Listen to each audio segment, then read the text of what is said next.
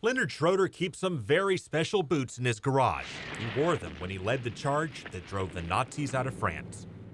The beginning of the end of Hitler's Europe. But you won't find him in these old time capsules of D-Day. That's because Colonel Schroeder got there well before the movie cameras.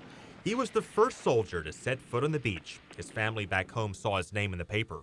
She said, "I want you to know that my son and your husband landed safely on the beach."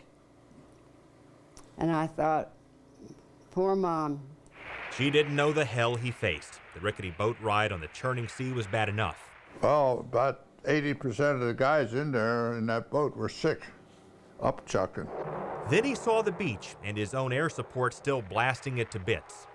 The largest air attack in history paved the way for the men at sea who waited off the coast of Normandy. Schroeder says nobody told him to wait.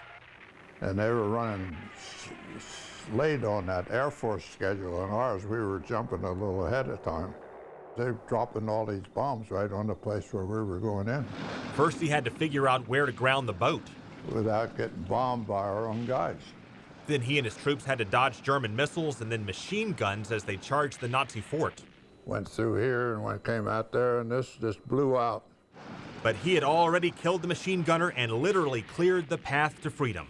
You break a hole in the seawall wide enough and clear enough to let the vehicles and the tanks get through.